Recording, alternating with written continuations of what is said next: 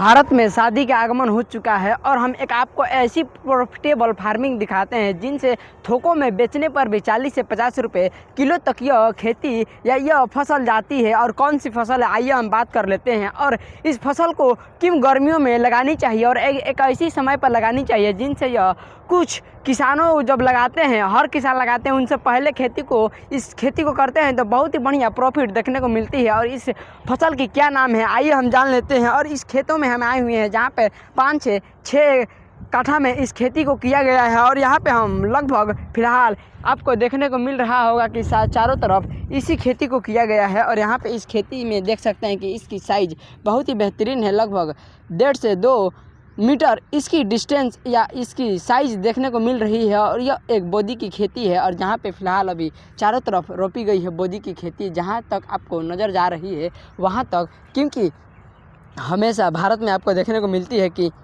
अप्रैल में शादी का समय शुरू हो जाता है और इस समय हर किसानों के खेतों से फसल ख़त्म हो जाते हैं। तो यह फसल सबसे अधिक प्रॉफिटेबल वाली फसल होती है, क्योंकि इस एक साल से नहीं अनेकों साल से हमें देखने को मिल रहा है कि सबसे अधिक जब अप्रैल के महीना में शादी होती है उस समय खेतों से फसल सारे ख़त्म हो जाते हैं। तो इसकी डिमांड सबसे अधिक होती है। यह है बोदी की खेत, जहाँ पर बोदी की खेती की गई है लगभग 5 से 6 कट्ठा में, उससे भी अधिक होगा क्योंकि हम यहीं पर अनुमान तो बता रहे हैं। और इसकी साइज़ आपको देखने को मिल रहा है कि 1 से 2 मीटर है, जिनसे यह बहुत ही बढ़िया क्वालिटी की है। और यहाँ पे सिंचाई बिल्कुल आसान तरीके से किया गया है, ना कि मेड़ विधि से रोपी गई है। क्योंकि जब मेड़ विधि से रोपते हैं तो कहीं पानी जाता है, कहीं नहीं पहुँच पाता है, जिस कारण से सूखने की समस्या अधिक होती है। क्योंकि 20 से 30 से 35 डिग्री सेल्सियस गर्मी अभी चल रही है, क्योंकि गर्मी की शुरुआत हो चुकी है और 2026 में सबसे अधिक गर्मी लगने के प्रयास में है। क्योंकि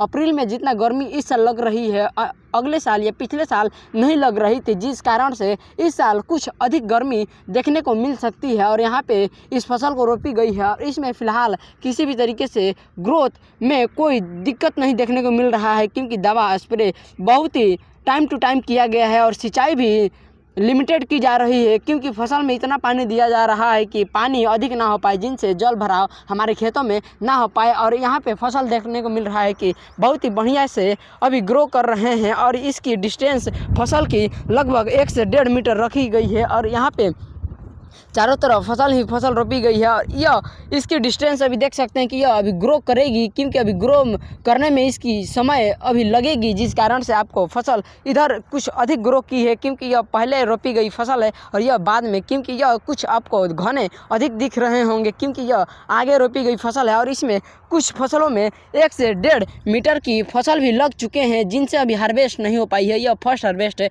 और यह देख सकते हैं कि छोटा है और इसको ग्रोथ होने में अभी 15 से 20 दिन लगेंगे। और यह ग्रोथ हो चुका है और इस समय इसकी खेती करना बहुत ही प्रॉफिटेबल वाली फार्मिंग मानी जाती है। क्योंकि जो फसल किसान बाद में रोपते हैं उसको फसल को हम पहले ही रोपेंगे तो हमें कुछ अधिक प्रॉफिट होने की चांस होती है। और इसी कारण से हमें कोई भी फसल को रोपनी चाहिए वो पहले ही रोपे, क्योंकि थोड़ी मुश्किल होती है, टेम्परेचर की इशू होती है, क्लाइमेट की प्रॉब्लम होती है, मगर जब हम फसल को रोपते हैं तो उस समय हमें अधिक रिटर्न मिलने की प्रयास में हम होते हैं, जिस कारण से हम अधिक प्रॉफिट कमा सकें। और यहाँ पे देख सकते हैं चारों तरफ फसल ही फसल रोपी गई है, जिनसे इस खेतों में आपको देखने को मिल रही है कि चारों तरफ इधर अभी ग्रो करने में कुछ समय लगेंगे और इधर ग्रो कर चुके हैं, जिनसे इसमें हार्वेस्टिंग अब पहला हार्वेस्टिंग होने के कगार पे है। और यह भी ग्रोथ में अभी शुरुआत हो रही है, मगर कुछ पे फसल अभी लग चुकी है, जिस कारण से यहाँ पे फरी हुई है, आपको दिखाई दे रहा होगा।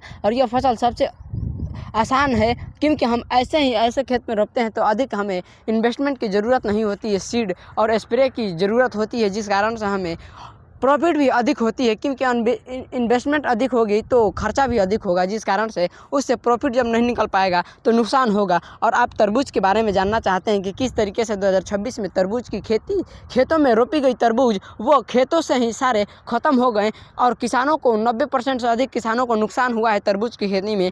जिनसे आप भी जानना चाहते हैं तो हमारे चैनल पर जाकर आप विजिट कर वीडियो देख सकते हैं, किस तरीके से खेतों का व्यू हमने दिखाया है, किस तरीके से खेतों की फसल सारे सूख गई हैं, क्योंकि आपदा आने के कारण 90% से अधिक भारत के किसानों की नुकसान 2026 में अधिक हुई है, मगर इस खेती में नुकसान अभी आपको नहीं देखने को मिल रही है, जिस कारण से इसमें ग्रोथ बहुत ही बढ़िया हुई है। और फिलहाल इतना टेम्परेचर में इस तरीके से फसल होना बहुत ही काबिलियत तारीफ़ है, क्योंकि जब तक हम इसमें बेहतरीन तरीके से फसल नहीं करेंगे तो ऐसा भी देखने को मिलती है, और वही अभी देखने को मिल रही है। और फिलहाल अभी हवा कुछ अधिक चल रही है, क्योंकि इस समय अधिक हवा चलती है, गर्म हवा चलती है, जिस कारण से नमी इसमें बरकरार रखना बहुत ही ज़रूरी होता है, क्योंकि जब नमी बरकरार नहीं रहेगी तो इसकी पत्तियां सूखने लगेंगी और इसमें कुपोषण का रोग होने में बहुत ही देरी नहीं लगेगा, जिस कारण से आपको अवश्य ही अलर्ट रहना चाहिए। और इस समय आप अवश्य ही अपने लोकल मार्केट में देख सकते हैं कि सबसे अधिक प्रॉफिटेबल वाली फार्मिंग अभी यही बोदी की खेती देखने को मिल सकती है।